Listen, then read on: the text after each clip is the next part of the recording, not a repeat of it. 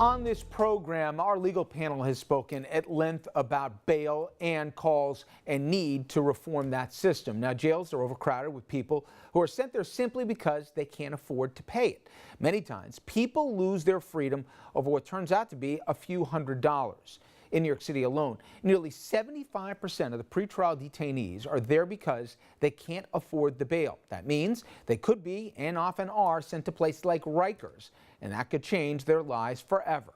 Now, of those people, only 8% are accused of serious crimes. When I say serious crimes, I mean things like murder, sexual abuse, or gun charges. My next guest, he runs a charity that pays bail to people who otherwise cannot afford it. Peter Goldberg is executive director of the Brooklyn Community Bail Fund, and he's kind enough to join us now. Peter, thanks for the time. Thanks so much, Richard. The best way to explain it is, and people may have seen the story recently in the New York Times that details this issue and a personal experience you had. Talk about that midnight call where there was a 16-year-old sitting in jail, what he was there for, and if you didn't come or your agency wasn't there, where he would have gone. Absolutely. So the simple fact of the matter is, as you said, bail punishes and imprisons people simply because they're poor. And we see this every day. As you said, it's 75% of Rikers. It's 45,000 residents of New York City every year. So what the Brooklyn Community Bail Fund does at its root is quite simple. We pay bail for people who can't afford it. We've paid bail for 1,800 people to date. And the young man I described in the Times story, name was Devon. He had been accused of stealing sneakers from his foster brother. And he was, as he said, that was because his foster brother had stolen his Game Boy. So here you have a familial interaction between young men, and what happens is the young man was arrested. He was held behind a judge for 24 hours, and then bail was set. And because he couldn't afford $500, he would have been sent to Rikers. This tiny 16-year-old would have been sent to Rikers and ultimately given a choice of remaining in jail and fighting his case, or pleading guilty just to go home. And we see this every day in our work, and it happens across the city and across the country. Millions of people will be imprisoned this year simply based on the size of their wallet.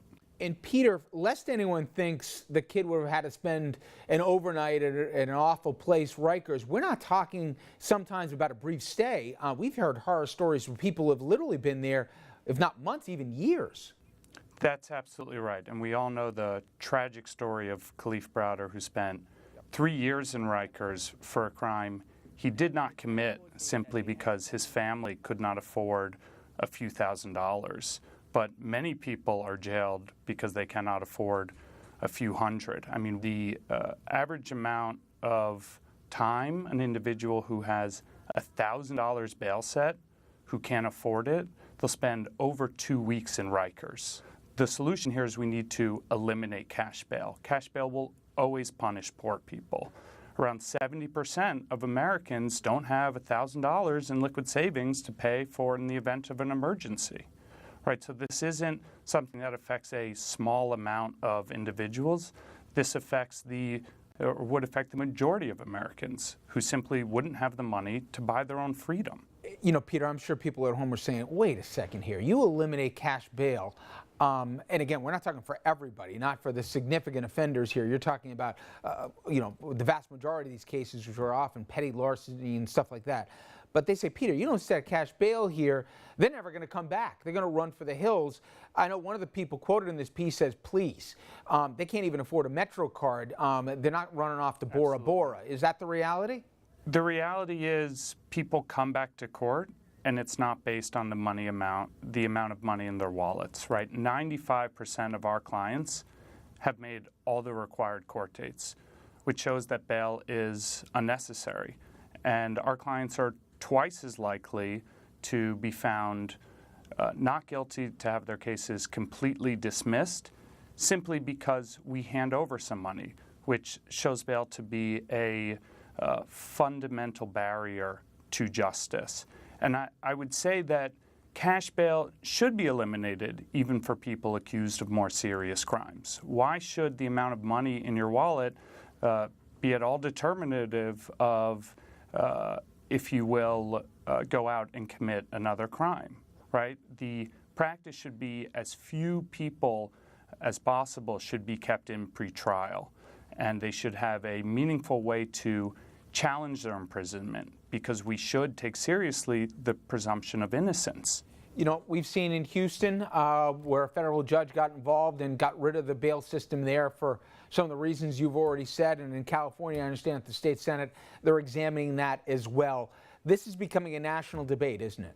It absolutely is, and it ought to be. And it costs society billions of dollars a year, not to mention what it does to low-income individuals, and you have to note what it does to people of color, because people of color are always going to be disproportionately impacted because they are disproportionately targeted, arrested, prosecuted, have larger amounts of bail set. So we're really, in a way, through bail, we're destroying communities. And again, the group you're involved in is the Brooklyn Community Bail Fund, and people can contribute if they want, and they can have a direct, you give $50, you give $100, you literally can see the case that it impacted. And they were, the author of the piece was referring that people literally were there for stolen diapers.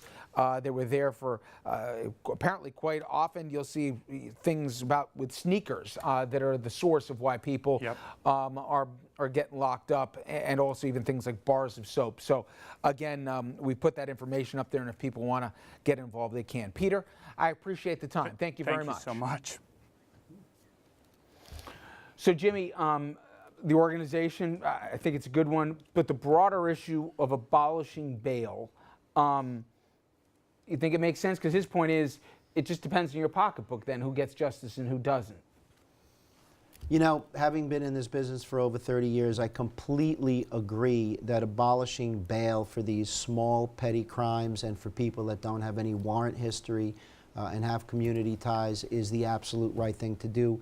We have 16 and 17-year-olds who are perishing in Rikers Island because they can't make $500 bail or $1,000 bail.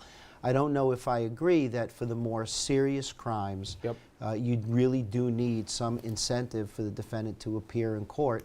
And right now, bail seems to be it. Otherwise, we're going to be paying a lot of warrant officers to be running around and I was shocked in this story, Mayo, that nationally, forget about $2,000 or whatever, $400, 50% of this country does not have $500, or $400, excuse me, available as an emergency fund. Would the public be shocked, from folks you deal with, just how many people are sitting in jail because they don't have $400? Absolutely. There are people that are in jail because they stole a sandwich and well, they don't have $500. People literally stole diapers. Right. Somebody stole soap. Sneakers apparently is a big thing for kids.